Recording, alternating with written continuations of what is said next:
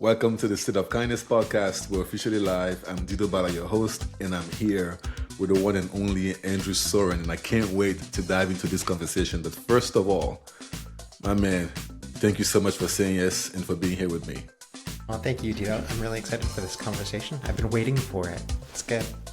Okay, we both have been, so let's just dive into it right away. So one of the most important things for us at the Kindness Matters Foundation is to learn how to find ways to equip youth with the tools that they need to thrive. But in order to do that, we figure that it is important to always start with the adults who spend most of their time mentoring, educating, or teaching kids, which are the adults who work at schools.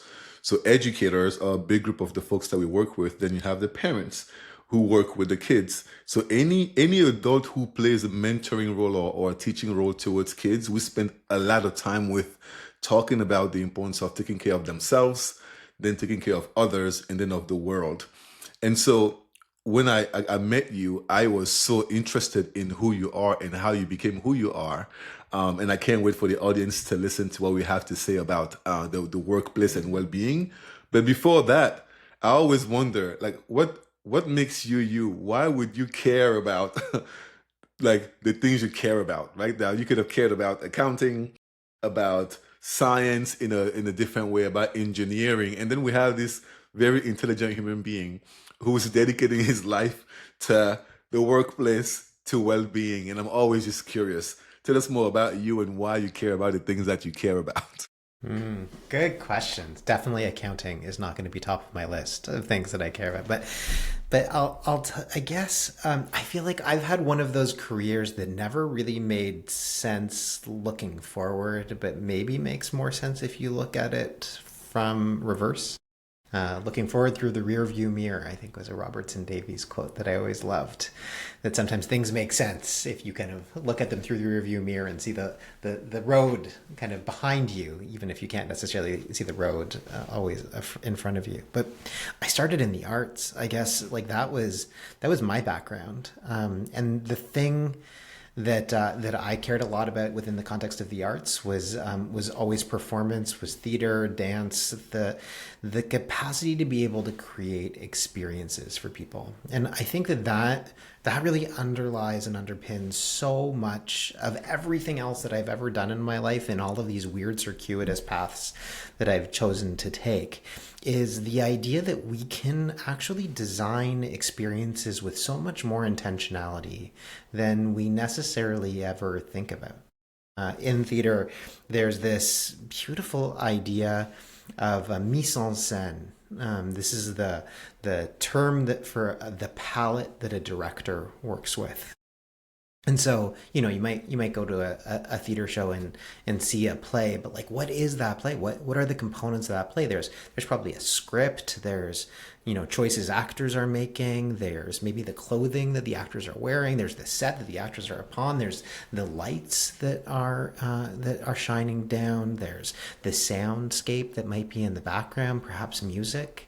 But you're also in a theater. Like that theater is a choice. Some theaters are in the round. Some theaters are proscenium arches. Some theaters aren't theaters at all, but they're other kinds of venues. You also have, I remember the best show that maybe not the best show, the most memorable show that I ever went to. The temperature was like tropical. Like you went in, I'm in Canada, so I'll use Celsius. It was like 40 degrees in that. It was a church, and like you walked into this church and it was like so hot in there, and that was part of the show. That heat was part of the show, and part of the reason why that heat was like jacked up so high was because above the stage, which happened to be in the center of this church, there was a net containing a whole bunch of rotting citrus fruit. And at the key moment, the climax of the play, I have no even idea what it was, that net just opened and the fruit dropped down on the stage, and because of the heat, this wave of scent just like exploded into this olfactory explosion throughout the whole entire room. All of those are the kind of choices that you can have to create experience. Now, I've done like so many things beyond theater in my career, but I think constantly I'm thinking about that mise en scène of experience and how we can use all of those attributes, no matter what they are, and no matter what context. I mean, I've spent probably the last 25 years of my life thinking about those contexts in workplaces and organizations.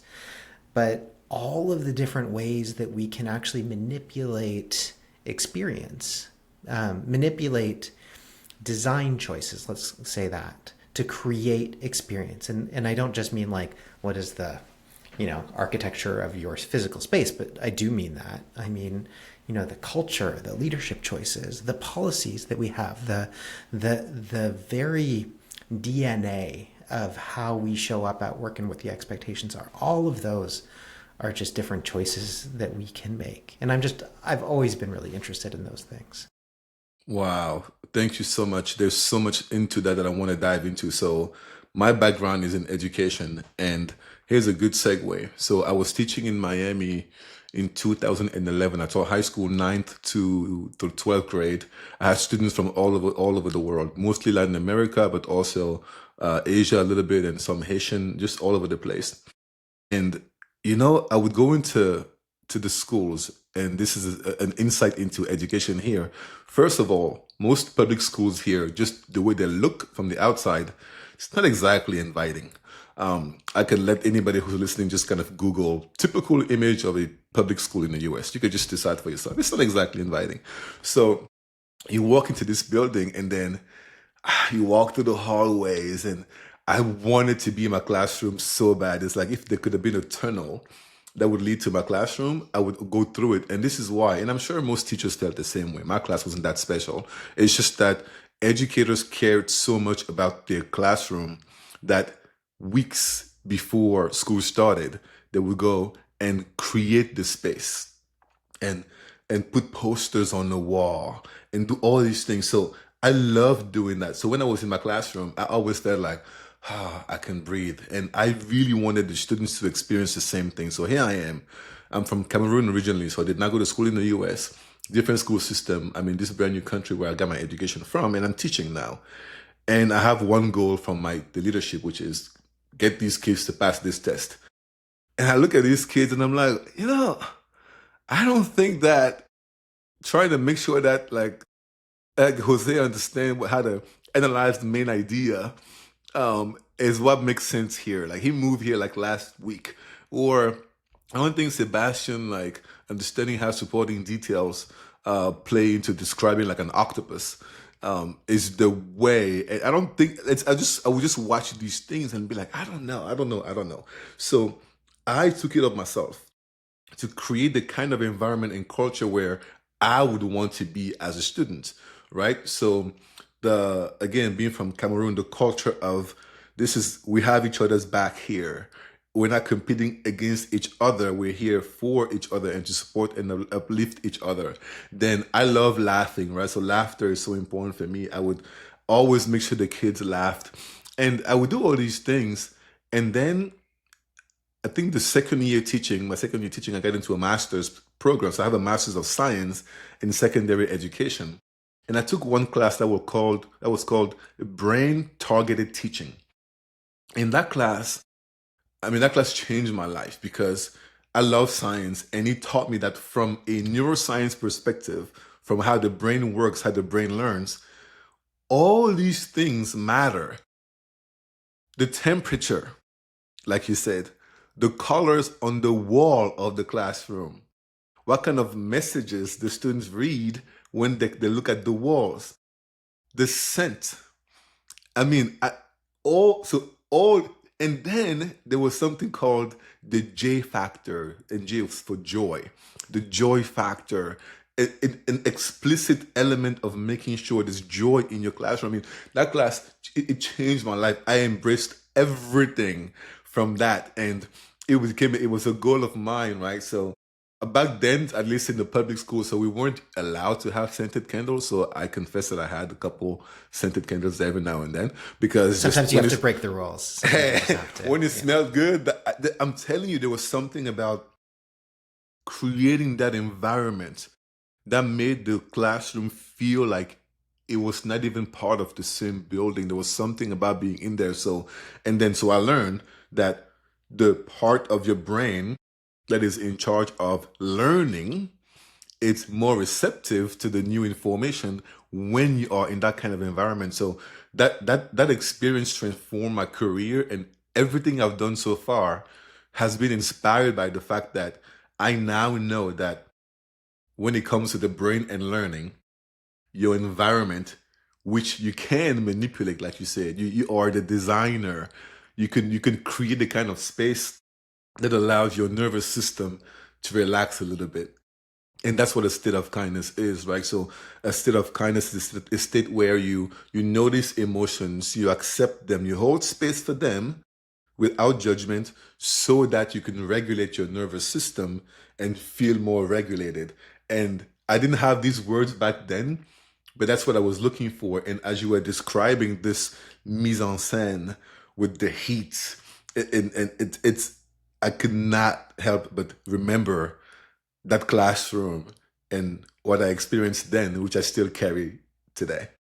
It's so true. Like there's and of course the thing that's beautiful about this is that there's all of these different entrance points, right? Like we can talk about the arts, we can talk about cultural histories, we can talk about science, I'm really interested in philosophy and ancient wisdoms. And all of those things can help us unpack all of the different ways in which we need to think about these ideas. I mean, whether we're creating kindness and conditions for kindness, whether we're creating conditions for joy, whether we're creating conditions for learning, whether we're creating conditions for me of well-being and meaningful work, we have all of these different resources to be able to tap into. And I know that I've spent, just so much of my life trying to look at these questions from different perspectives. And every time we see it, every time we see it new when we have these opportunities to be able to look at it from different perspectives. Yeah, so let's get into work and well-being. And I have a couple entry points here. So the first one is that, like I said, so I'm an educator for the first half of my career, then a nonprofit leader, but working within education. So that's my background. We're going to see how this plays out. And, you know, the state of education, at least in this country, is one that is concerning. I talk to teachers consistently, and even when I was in the classroom, I think 3 years was the average. Like, teach some of my friends who were teaching with me. So I taught, I think, a total of 7 years. Anyone who went past 3 years, they were a treasure. And if you taught more than 5 years, I would take the survey and go into to schools and just ask if you've taught here for more than 5 years, like to put your hands up. It is so rare. And even the ones who remain in the system, you ask them how things are going, the answer is rarely great. And so I've been wondering about that, right? The role that the people who are in charge of creating the right environment at work are to play, because some people argue, well, work isn't the place where you're supposed to come look for passion or well-being or wellness. You're here to do a job and get paid. And so as long as you're doing your job and getting paid, that's done. And then it's on you to then go back and look for all these meaningful things outside of work. And then some other folks say, well, no, no, no, no. Work is a family. Everything you have, you're going to find here. We're going to have a nice little fridge and have some yogurt for you. And we're going to do yoga on Wednesdays. And maybe you can find passion there. And then some people who work there say, well, I don't know why you guys are doing all that. That's not really, it's not really working for me. So I'm saying all that to say that it's a very interesting topic that I want to get into from my perspective as somebody who's working in education and in nonprofit. But given that you've spent so much time just thinking about this, where should we begin? Should we begin this conversation about understanding why well-being at work matters? I love it. So there's definitely a why question. There's, I think, also even a what question. Like, what do we mean by well-being? Which is often a really good place to start. And then I think that there's a how question of how do we go about actually creating it. So why don't we just start by defining terms? Like, what do we even mean by well-being? Because God knows there's actually no answer to that question. Like there's lots of people have lots of different opinions about well-being, and that has been true for probably as long as people have been able to sit around a fire and talk about what makes a good life. Like that, these are heated debates in philosophy and in ancient perspectives, and yet there's, I think, some very common elements. So I'm going to talk about what I think well-being is from both kind of like a philosophy and a science perspective, and then that might anchor us into what kind of conversation we want to have. Does that sound good? Okay, so I think that when it comes to well-being, there's really two ways that a lot of people tend to think about it, and here I'm going to really anchor on maybe a subjective experience of well-being. So we can think about well-being in all sorts of different domains in our lives, like financially. We could think about community well-being. We could think about relational well-being. We could think about physical well-being, spiritual well-being. There's all sorts of different ways. I'm particularly interested in thinking about psychological well-being. What does it mean to think, feel, and do well-being? So what's the psychology of well-being? And when it comes to the psychology of well-being, there's really two major perspectives. Well-being is often framed as one of two major things, either what's called hedonic well-being, which is basically pleasure. Like, how do we feel good as much as possible and feel bad as little as possible, is kind of what the hedonic school of well-being is all about. And then there's another school of well-being that's called eudaimonic well-being. And eudaimonic well-being, both of these, by the way, are ancient Greek terms. Eudaimonic well-being is all about a sense of potential, of growth, of meaning, of purpose. This idea that, the metaphor that sometimes gets used here is an acorn. Like we are all a seed or an acorn that exists. And within that acorn, there's a blueprint of something extraordinary, right? There's a mighty oak tree that exists in every single acorn. And the question becomes, how do we get from point A to point B? What does it mean to potentiate someone, to help someone be the very best that they can be? And doing that, which is not easy, there's no single answer to that. It's very context specific, but trying to figure out, how do I be the very best that I can be in service of the things that I am most uniquely capable of doing in the world, and trying to figure out, how do I do that today? How do I do that tomorrow? How do I make tomorrow a little bit better than today? And doing that again and again and again. That is what some people, like for example, Aristotle, would say well-being is. That's really what the crux of well-being can be in our lives. I run a business called Eudaimonic by Design. You can probably tell which of those two schools I personally believe in. Both of them are very interconnected. Like it's hard to do good, which is really what eudaimonic well-being is about, without also feeling good.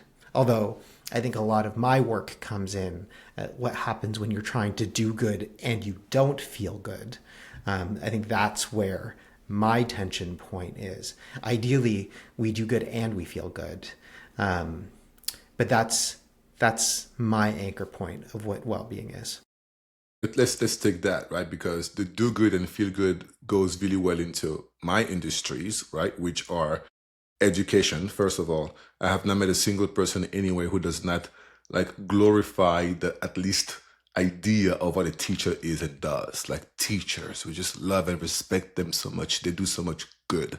They do good. But are they good? Right? The answer is often, of course not. Whether you ask teachers themselves or anybody else. Same with nonprofit leaders. Because you're doing good. You're doing good. The work you're doing is inherently valuable because it is to help other people be better. But anytime I run sessions with nonprofit leaders, they're the most burned out group of people I know. So it's this tension you are describing between doing good and being good is what I think we should definitely go into. And I guess at some point there's a question about who's responsible for what, because there's the individuals and what they're responsible for in themselves. And because as a human being, this is my view, right? Before you are your job title, you are just a human being. And I believe that all human beings just deserve to feel good, whether or not they have this or that profession, which may be perceived this or that way by society. I think that by virtue of being a human being, um, it's a moral imperative, as far as I'm concerned, for society to try to give you the tools to feel good. Now, others might disagree, but that's my view. And then, if you view things that way, the individuals then who then make a company or an organization or a school district, for me, nothing changes, because they should also want to create the right environment for everyone to feel good, because then, number one, their humanity is validated, and number two, they can do a better job anyway. So those are my view. What are your thoughts on that? Totally, 100%. I think that you've just articulated it really, really well. And by the way, I think that your argument is pretty similar to like Aristotle's argument. Aristotle wrote about these things in two major places. He defined what he thought that eudaimonia might mean when he was writing actually about ethics, like the individual ethics of what does it mean to live a good life and what are the ingredients of being able to do that. That's when he talked a lot about what eudaimonia was. But the other major place that he wrote about it was when he was talking about politics and what the role of society was. And the role of society was to design the conditions where the maximum number of people could be their most eudaimonic selves. And those two things are like a virtuous cycle. You need to have individuals striving to be their best selves. But part of what that doing good is all about is creating the conditions where other people can be their best selves as well. In fact, I think actually some of the place where we go wrong in our current society is making it so much about me that we forget about the fact that our actual goal is we. And this is things that I think that most teachers just fundamentally get. I mean, again, I think this is why you go into teaching is to try to create those conditions for your students. I think this is why most people go into nonprofits, because you care about service in some way, shape, or form, and trying to be more than just the self. But I think that interrelationship between how do I personally experience well-being, and then how do I see that as connected to creating the conditions where everyone can potentially experience well-being is so completely intertwined. Okay, so let's get tactical then. So there are lots of folks who are going to be listening to us. Let's choose an avatar or somebody who's a school leader that I can represent with my understanding of schools, and then we can see what you bring to that, and we can kind of connect those two. So if we have a school leader who says, you know what, Andrew Dido sounds great. I'm bought in. I want well-being at my school or my school district. This is it. I have all these employees who I know want to do good, but I don't think they feel good. And to be frank, it's been difficult to make that happen, because it is just very tough to run a business or run a school district or school and have good grades and pay people. It's very difficult, but I'm bought in. I believe that if I create the right culture for well-being, everything is going to be better. How do I do that? Great. Well, I think that the first thing that you're going to want to do is just make sure that you have even the right mindset. Because if you are a leader, you're going to need to not only just convince yourself you might be bought in, but you're going to have to get other people to buy in too. And so let's just focus on why should we care about this to begin with? Because if we don't, the answer to how we do it is like, it's hard and it's complicated and there are zero silver bullets and it's very long term. And so you've got to get people, rowing in the right direction, and you've got to get them feeling there's a good why here. And so I'm going to give you 3 whys, and I'm stealing this from a woman named Zeynep Ton, who's written this amazing book called The Case for Good Jobs, which gives like a really good business case for why should we create good jobs that would allow people to experience things like well-being. And she would really say, look, there's 3 good reasons. One, it's going to make people more productive. It's going to make you more competitive, and because it's the right thing to do. So let's just take each one of those things. What do we mean by more productive? Well, there's lots of research at this point that would say if we do give people the opportunity to experience well-being, I mean, sure, work can be all sorts of things. It can just be a paycheck, and that's cool too. But Even if people are just getting a paycheck, if we can also help them feel good and do good while they're doing that work, they will be more productive. They'll be more innovative. They'll be more. They'll be better citizens within the context of their. They'll be better colleagues. They'll be better managers. They'll do better work at the end. Probably, if they're teachers, their students will get better grades. They'll ultimately be more efficient. Like all of those things have kind of been shown that when people experience well-being, they are better at doing their jobs. Great. So we've got a productivity angle. So the other side of productivity is going to be about the fact that we also know that when people experience well-being, they'll show up to work more. They'll be less likely to leave after 3 years. They'll be less likely to have to go on sick leave. All of those things are also true generally when people are experiencing well-being. Not always, but by and large, the statistics hold pretty hold that case pretty well. Then there's a competitive argument. Great, so all of that's nice. They were more productive, but you'll also probably have your pick of better teachers. Like if you become known as the school or the school district or the organization or the nonprofit that allows people and teachers and administrators to experience well-being, probably more teachers will want to come and work there if they can. More administrators will be. You'll have better talent outcomes from a competitive perspective. If all of your teachers are doing a great job and the students are doing a great job, you'll probably have more parents who want to send their kids to your school. You'll probably have better outcomes. That will make you more competitive in the broader context. All of that is good. Now, I can be as productive and as competitive as I possibly can, and neither of those feel very eudaimonic. Let's use that word again. Yeah. Right. So why should we care? I mean, you said it before, because we should care, right? Like, I mean, fundamentally, shouldn't we care that people are actually feeling good and able to do good, especially people who do things that are really important, like teaching the future generation of humanity? Like, shouldn't those people actually want to feel good? Like, shouldn't we want those people to feel good so that they can do good? Like, isn't that an important thing? Isn't this a moral case first and foremost? So I think that all three of those things are the first thing that the leader of whatever institution needs to be thinking and being able to frame for other people.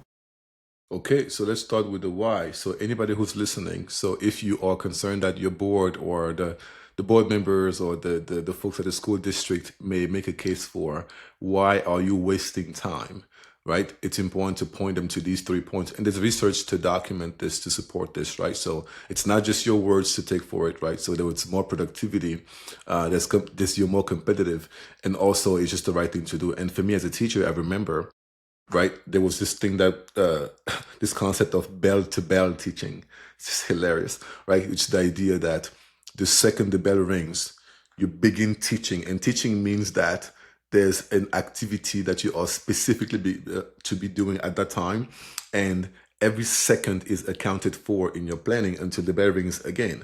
And your leader should know what this plan is.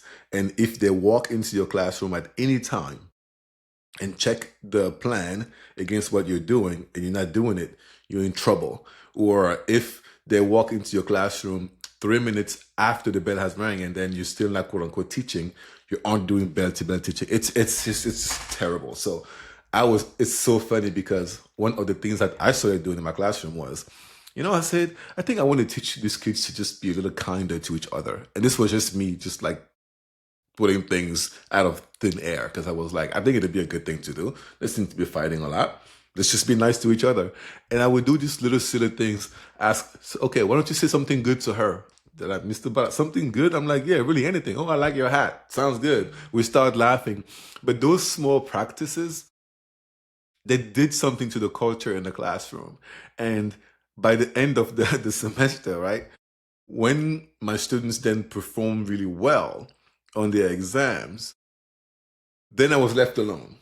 And it was always interesting to me that bell-to-bell teaching and sticking to that plan was only an issue when the assumption was that taking time away from that plan to do anything else was a waste of time. But I say to teachers all the time now, taking 5 minutes within the hour or within the 90 minutes that you have to focus on emotional regulation, to focus on kindness, to focus on gratitude, to focus on teaching optimism, to focus on well-being. Those 5 to 10 minutes are going to save you time. I promise you, right? It is the case everywhere I've gone, all around the US and in different countries. So it doesn't matter what the culture is. There's something about leading with well-being that makes everything else better. And those 3 points about productive, competitive, and of course, it's the right thing is making that case. And again, if Andrew is saying it, it means there's research and studies to back it up. There really, and there is, like, there are so many studies at this point. Like, there is that case to be able to be made. And it's true absolutely for students. It's true for organizations. It's, whether you're an administrator, whether you're a teacher, there's an argument to be made. Specifically, I would normally be talking to the administrators. For you, I would point you to a great book that just came out this year by a guy named Jean-Emmanuel Deneuve and George Ward that's called Why Workplace Wellbeing Matters. And like, if you want data, there's more data than you could ever kind of want to know about how and why workplace well-being does in fact matter. And if you're interested in positive education and the ways in which well-being does actually impact student outcomes, there's so much wonderful research that's out there. And again, I'm happy to point people in the right directions for some of that. But maybe let's get into like how we actually do it. Do it. Sound good? Okay, and I'm going to focus on the organizational side in this conversation just because that's what I know best, but I think that a lot of this stuff is pretty transferable. So if I'm in an organization and I want people to experience well-being, and you said this before, like, who's responsible for doing that? Is that the individual? Is that the system that they're in? And the answer is both, 100%. I think that the system plays a massive role. And if you are a teacher or administrator, you probably know that intuitively, that if we just say to people, hey, here's a mindfulness app, good luck, all we're really doing is gaslighting them. Yes. So I'll just park that. I'll just park that. And so what are the things that an organization needs to do? I like to think about this. The best metaphor that I've come across is the metaphor of a boat. So I'm gonna structure it like that. And there's specifically a sailboat, two major components to that boat. There's the hull and there's the sails. And you need both of those parts. And both of those parts are really important. The hull is I think the baseline. Like, it is the thing that keeps you out of the water. It is the thing that allows you to be safe. And in the context of well-being, what that hull means is fundamentally decent working conditions. Now, what do I mean by decent working conditions? I'm going to take a page from the UN here. The Industrial Labor Organization would say that good working conditions, decent working conditions, means that you're free. You're free from harm, both physical and psychological, but you're also free to be your best self. You're free to make ethical decisions. You're free to bring your strengths to the table. You have equity. By equity, I mean you're paid a living wage, which is not insignificant. I mean, literally a third of all employees, 1 out of 3 employees in the world are not paid enough that they can actually afford to buy food and have a living wage and keep like roof over their head. Like, say that again. That's 1 out of 3 global workers do not get paid a living wage. So that's like a significant thing. Most nonprofit folks, I'm sure most teachers would probably be just on the cusp, if not below their capacity. I know I'm in Canada. I know that 1 out of every 2 nonprofit leaders do not make a living wage in Canada, according to recent stats. So that's a fundamental thing. Third is security. I need to know that I have a job tomorrow and that's not going to get taken away from me, which again, in the context of how much precarious work exists, is a real thing. And I would imagine within the teaching profession, there's lots of people who wonder, what's going to be happening? What happens tomorrow? Will I actually be able to, care for my kids if I'm, all of those things become a fundamental thing. And then the last piece is dignity, which basically means, am I treated like a human being or am I treated like a resource or a widget? So freedom, equity, security, dignity. That's the whole. If I don't have those things, or if there's big holes in those things, all I'm doing is spending my time just bailing water or I'm drowning. So that's our hull, the hull of our boat. Now, if I have all those things, big if, but if I do, just having those things isn't actually going to take me anywhere. This is where I need sails. And so the sails are the elements of well-being that actually do exist. We know what those are. They're things like, do I have a sense of purpose and meaning? Is the work that I'm doing actually important? Do I have good relationships with other people? Or are the people that I'm surrounding with assholes? There are things like, do I have a sense of autonomy and freedom to make good choices? There are things like, am I able to control my environment to be able to bring out the best in a situation? There are things like, do I have a sense of what my strengths and weaknesses are? And can I use those in really constructive ways? Those are the kinds of ingredients that are what are described as psychological well-being. And again, there's decades and decades of research on what those fundamental ingredients are. And there's different people who have slightly different models, but those are the kind of things that ultimately boil down to the sails. When we have those things, we can actually go somewhere, and that's terrific. But the fact is that if you're somebody who's ever been in a sailboat, you know that, just because you have sails doesn't mean that you're going to use them well. So we also need to think about other things in there too, like even what's the masts that those sails are affixed to, right? They don't just, not just like standing up holding meaning and purpose. It's attached to something. That mast is like your job design. Like, has your job actually been designed in a way that allows you to be able to take advantage of meaning and purpose? Do you have the freedom to be able to make decisions and choices? Are you in teams that are structured in ways that you can actually take advantage of good teamwork? All of those things are really important structural elements of this ship that are going to hold those sails. But then you need good leaders. You need like a captain who's actually going to make good choices around, hey, where's our boat pointed so that we're taking advantage of the wind and we're making the right tacks. There's lots of leadership behaviors that are really important here. Probably top of the list are things like care. Like, do I actually care about people?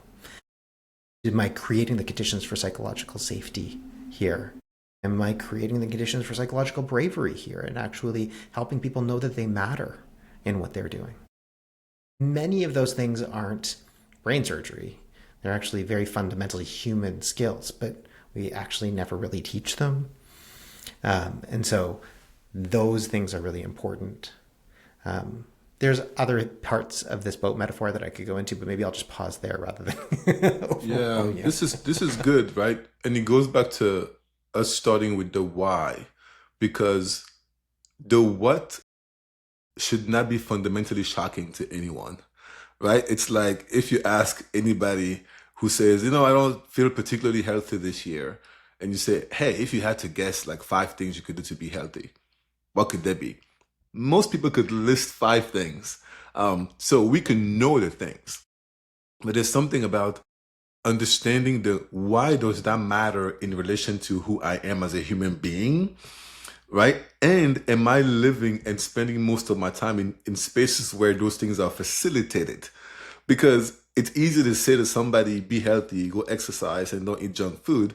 But then you dump them somewhere where all they see is advertisements that is like going straight to their brain, addictive system, and make it easy for them to have access to all these things. In fact, attach the idea of a successful human being in this society to somebody who can have all these things easily. So those things it's a whole other conversation, but I think it's important to emphasize that knowing things, wanting to do them is good.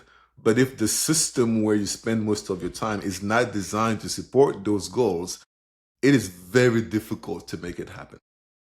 This is it, right? Like, and this is where I go all the way back to the theater analogy that I talked about before. Like, I mean, if you want to create a certain kind of theatrical experience and you're trapped in a theater that's the wrong design, like, there's only so much you can do.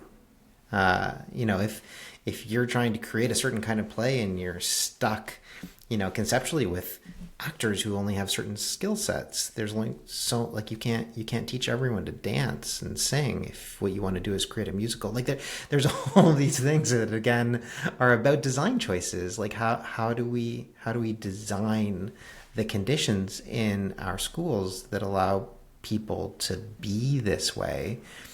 And it goes to the reason why, like, you need a good case for support for this, because, like, that's hard. Like, everything that I've just described, right? Like, starting with a living wage, like, it's a hard thing to change in any school system. I mean, unless you're in a extreme private situation where you do actually have the total control over, how much you're paying people. And even then, you have a board, you have stakeholders, you have to try to figure out how to make that case. But these are really hard things to try to change. And if you can, and even like there's also, like, this is a never-ending journey kind of a thing. Like, even if you're trying to move in the right direction, the amount of goodwill that you'll get and engender from those who are working around you will pay dividends in so many different ways, and perhaps most importantly in the educational outcomes of what you're actually trying to do.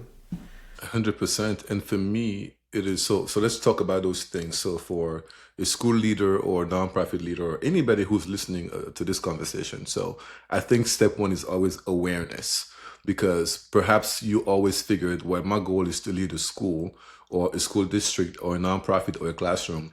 And in all the metrics that the school district or the board or this principal looks at with me in the beginning of the school year, nowhere do I see anything about freedom, equity, and dignity, and like job security. Like, I've never seen any of that. So it is great to have that awareness and say, okay, this year, I'm going to just start thinking about that and look into those things to see what comes up, right? So don't feel like we're saying that you should go from where things have been into this future where everything is perfect. That's the goal. And like Andrew just said, we're playing an infinite game where the goal of the game is to keep the game going and just grow. The goal isn't to like win the game. That's not going to happen. So identify the ways in which perhaps you as a leader or an educator can think about, how much freedom do the people who work here would say they feel they have? Like, what would they say on the survey? Like, from a scale from 1 to 5, how much would they say? Where would they rank the equity? Where would they range the job security? Where would they range the dignity? And the good thing about doing something like this is that you don't have to have all 4 be perfect. It's already amazing if, as a teacher, I know that you as the school leader, you don't control the equity part. But if I see that the things that you control, you care about them, you even message them to me, because you as a school leader may assume, of course, you have job security, but have you communicated that? You don't know what the employees are going through. So if all you do is just have the awareness of where you are and go through those 4 things and just kind of check to see where you're at, and then commit to doing something to slightly improve things, you're already doing great. What would you say about that, Andrew? 100%. Because they're again, like, going back to this mise en scène example, there's so many more things that are available within your control than you might think that you do have control over. Right. So sure, you can't knock down the whole school and build it up from scratch. You can't, change the way that everyone's paid, but you do have the capacity to control how people get to participate in decision making. Like, that's something that you can actually control. And if you do give people a sense of voice and choice, that changes everything. Like, that's 80-20 right there. Like, if you just give people a sense of voice and choice, which you have control over, like, that's just about how you run a meeting. That really does have an outsized influence on whether people will have the goodwill to believe in the rest. There's so many other things. You can give people a recognition. You can just make sure that people know that they matter, right? Like, how are you as an administrator going around and just trying to make sure that people see that they are valued and valuable in this institution? You talked about communication. Communication's like, this is a fundamental baseline that you have total control over how you choose to communicate, what you choose to communicate, how transparent you are about what you can say, how transparent you are about what you cannot say.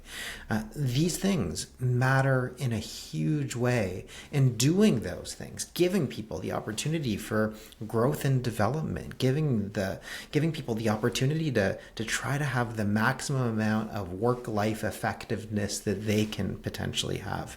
These things all ladder up, and they just transform what an organizational culture can be. Wow, thank you. I think a good way to close this out then in full circle is come back to the individual and this idea of agency, and the what I make again is a moral case for the kind of lives that we're supposed to live as human beings. So the school leaders, the nonprofit leaders, the leaders who listen to us have a sense of what they can do. And still, you have those individual beings who find themselves stuck in situations where perhaps they feel they don't control their destiny in the way they would want to, or they don't feel they don't control the outcome of many of the things that we've discussed. And so there are a couple of things I want to share to with the individuals based on what we discussed today. The things that Andrew talked about, what I would want to say is that, first of all, these are things that as a human being you deserve before you are a worker. It's really important. So I talked about the awareness of a school leader or nonprofit leader to look into how things have been and think about how to shift things in the future. Same thing is true for the individual.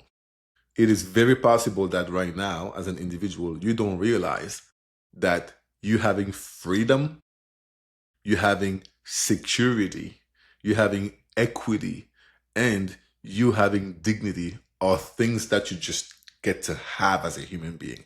So this is my reminder, because sometimes it takes somebody else telling you, you deserve all those things. All those things are owed to you as a human being. And the first person who needs to understand that those things are yours is you.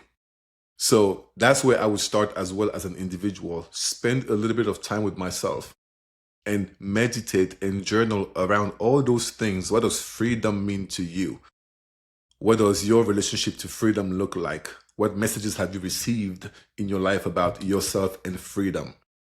What about equity?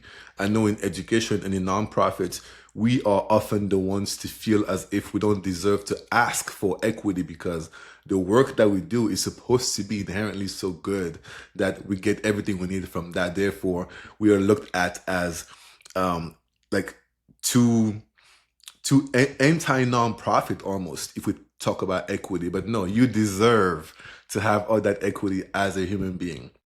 Security. Do you understand that it is not normal for you to be in fear all the time about the security you have in what you do? Do you accept that? I hope yes. If not, that's okay. Journal, meditate, talk to a buddy about it and see where that goes. And then dignity. I mean, before anybody gives it to you, you gotta give it to yourself. And if you start there and then continue the work, that's already one step that I would recommend. And I'm going to take myself, because after this conversation, I have some reflections for me and for the company I lead and everybody I know. And I hope that that was helpful for somebody else. So Andrew, what would you say to the individual who's listening? 100%. Everything that you've just said, I think, is brilliant. I think I think I think the last thing that I would just add to that is the importance of activism. There's a role to play that everybody can potentially play, and not everyone wants to be an activist, but and activism can mean so many different things. But leadership is not a positional thing. Leadership can be a moral thing. If any of the things that you just said, Dido, are things that just spark for you, that you're like, yeah, we should have those things. Your voice matters. And you can probably enlist a lot of other people to be really passionate about those things too. And that's kind of what organizing is all about. This will take, a village to be able to make change. You can't do things alone, but there's so much potential that all of us actually do have to try to stand up for the things that we believe in. And I think that's everyone's responsibility. Hey, what a beautiful conversation, Andrew. I am so grateful for you. For those who are listening, we went all the way from understanding where Andrew is coming from with the concept of mise en scène, comparing it to what I went through in the classroom when I was teaching many, many years ago, and talked about the actual meaning of well being, where, yes, you can think about the pleasure, pain, increased pleasure, decreased pain type of situation. But in addition to that, do you have a sense of feeling good so you can do good? And once you understand that, then we step into a realm that is beyond education, a realm of humanity. As a human being, it is a moral imperative for you to live a life that is well lived. And no matter how you define that, it needs to include something about feeling good so you can do good. And if you wonder about how to get there as somebody who's in charge of a team, a building, an organization, starts with the why. Because look, we live in a place where making money, being productive matters. So point them to the direction of all the stats, all the research that document that if you care for well-being at work, it's more productivity.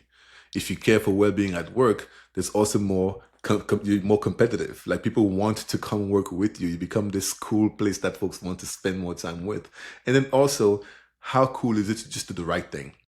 It is just the right thing to do. And once again, once you have the why, you have to take some steps towards making it happen. And then making it happen, we talked about creating a sense of freedom, a sense of equity, a sense of job security, and a sense of dignity. And while you're doing that as a leader, also encourage folks to reflect on this individually, because the individuals become part of the group that makes the system. And we hope that you found some value in the conversation. And between now and then, when in conflict or wondering what to do, choose kindness. It is free. It's an infinite resource. You have a lot of it within you, and you never know when somebody, including yourself, is just waiting to receive that kindness. So, Andrew, thank you, my friend. I appreciate you. Thank you, Dido.